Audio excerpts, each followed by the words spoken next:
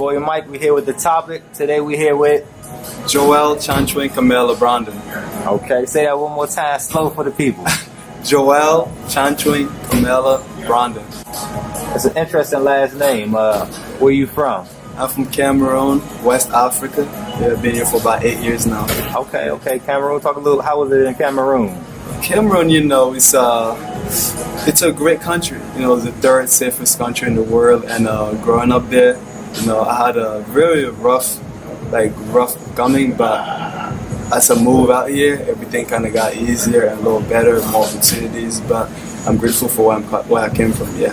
So talk about how your upbringing in Cameroon, coming from, you say, like a rougher upbringing, and then coming to here where it's more privileged or where like that, how it translates into your boxing thing.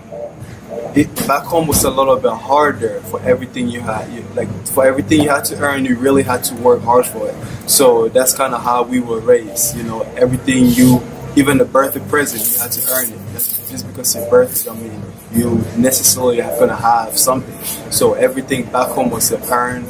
It was not a give thing. So coming here to the U.S., we had to be grateful because we came from the mud. And coming up here to the U.S., it was just like walking on water. It was a little bit easier for us. So hustling and working hard and my work ethic, I really got it from my mom because she's a single mother. And she really brought me and my brothers up the right way, I believe. And working hard is always one thing. She installed into us. You always got to work hard for whatever you want in life. Pray hard, and then go out there and get it. So, how did you find your way into the boxing ring then? Interesting story because typically, like all the other amateurs or other fighters, I didn't just start it when I was young. I actually played soccer my whole life, transitioned to football, then eventually boxing.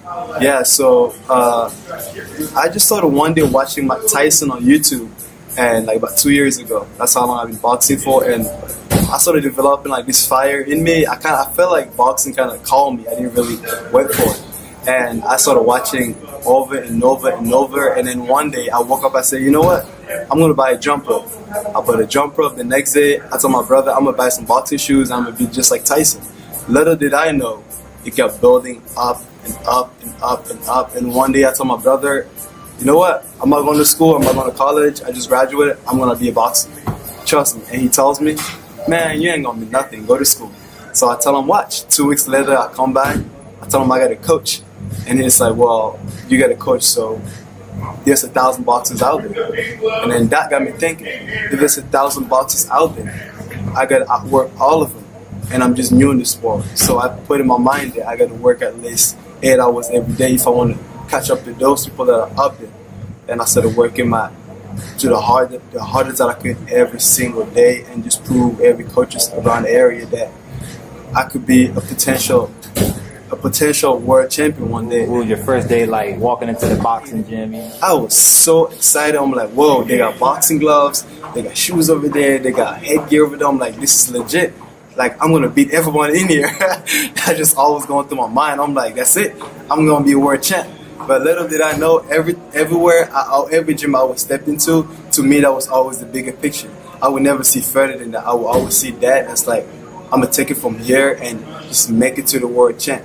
But moving on forward, I started seeing that everything along my way is just a little more headlight to where I need to get. So stepping in there was just great. I got in there, jump rope every day, 3 times a week, Tuesday, Thursday, and Saturday. Going in there, getting my training in, getting better and better. The coaches are liking from where I started to where I was going, and then Bruce up there was telling me, man, you're such a great kid, you have a good character, keep pushing, keep moving forward, you're going to be someone one day eventually. And at the time, I didn't really see it for what it was. I would just tell myself, yeah, maybe I would be a world champion. But the confidence that I have now, I didn't have it back then because I was not in school. I didn't tell my mom I was boxing. I was lying to her, oh, I'm going to college. But really, I was just getting ready in the morning, going to train, going to different gyms, really going to work. Like, I was trying to figure everything on the backside of my own because I just believed that I could be someone, without having to go through the school route. which is not a bad thing, but Right. boxing really did change me, made me a better person. Yeah. What was it like your first time getting in there, putting that headgear on? It's all good when you're hitting the bags, jumping rope and all of that, but it's a contact sport.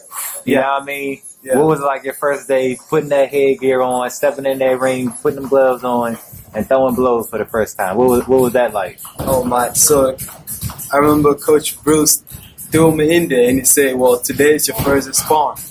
Here's some headgear, here's some gloves, you got shoes, good.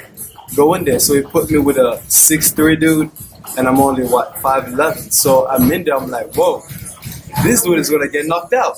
That's all I was thinking in my head because I played football before transitioning to boxing. So I'm telling myself like, I'm gonna hit him hard. But the dude was experienced. One thing I didn't know. So I'm going in there all excited. Well, to be honest, I got clipped a couple times in there. Oh man. Oh, reality checked you, huh?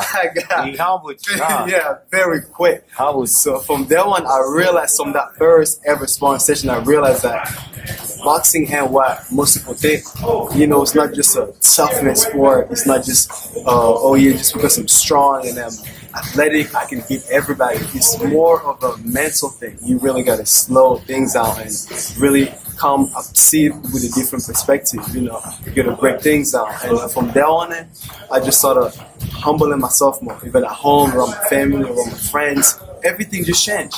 It just made me a different person. I wasn't bragging or boasting anymore. Like it just broke me down and then built me again as a better person. And then from there on, I just started evolving and moving forward from there. Yeah. Okay. Yeah. We'll talk about your first fight. What was your first fight like? Pretty nervous because it was the Sugar Lane. I remember July last year, so it hasn't been a year yet. At that moment, I was so nervous because I didn't know the dude I was fighting. So they kept on telling me it would be this person, then it kept changing, and my fight got delayed about 3 hours. So that made me even more nervous. And then at one point, I just plugged my music and just started relaxing and just sitting there. I kind of passed out, zoomed out for a second. I was just dreaming about me beating my opponent and just taking him out of there. I just kept watching this replay of Mason Menard. He had a knockout overhand right, boom. I kept on watching that over and over and over about 100 times before my fight. And when I stepped in there in the ring, many people didn't know me, but many people knew my opponent. So that kind of made me more confident because I told myself, well, they don't know me yet, well, they're about to know me today. So walking in there, it was really a relief. And after that bell rang, oh man, all I could remember really from there was about a minute or less. It was a TKO, and I believe I had two knockdowns before I hit him with a 3-punch combination, 2 to the body and 1 to the chin that almost dropped him. Got his legs going a little bit left to right, and the ref stopped it. And then from there, I was like, wow, that was quick.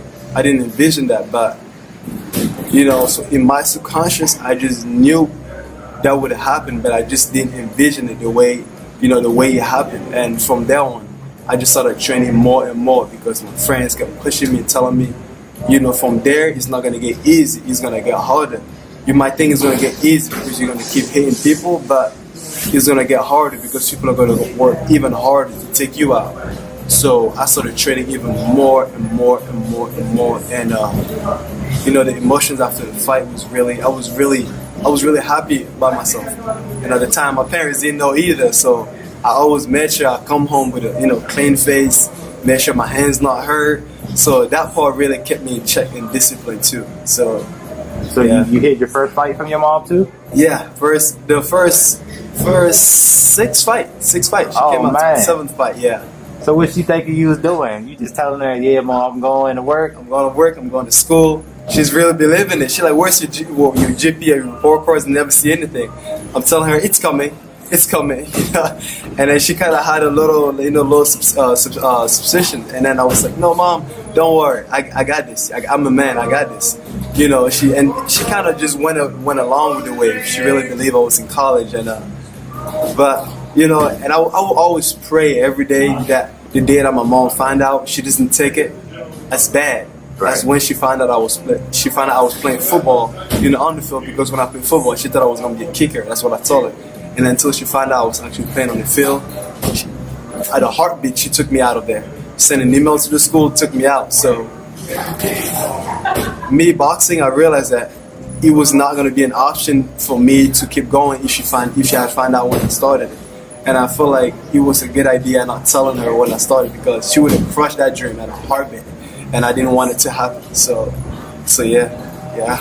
All right. So I noticed you in the Golden Gloves. Was that your first time in the Golden Gloves? Yes, this year. I believe that. What was your record this year in the Golden Gloves? I exited Golden Glove 13-0. Okay. Yeah. Were they all by knockout? Yeah, all my fights in the Golden Glove. I had 4 fights in the Golden Glove, and then 3 TKO. No, 2 TKO, 1 knockout, and then 1 won the distance. Being a fighter for 1 year, competing in one of the most prestigious amateur tournaments, winning all your fights by TKO knockout. What does that, speak about your dedication, and how does that help you see your vision of being a world champion? Well, I would say that the hard work behind it is really what, explains everything, because nothing can really substitute a man's hard work. With 2 hands, you can do anything. That's what that's how I was brought up. So that Golden Glove tournament was just a short-term goal for me, and I've set that up the year before, 7-8 months before, written down, taped up on my ceiling. I will be the Golden Glove champion, 178, no question. So building up to that, I took it pretty serious, because I wanted it bad, more bad than any other fighters out there. Even though I didn't know who they were or how good they were, I just knew that if I focused on what I had to do at the moment, I will be able to overcome all of them and eventually take them out by any means. And I knew that that was going to happen, no matter what.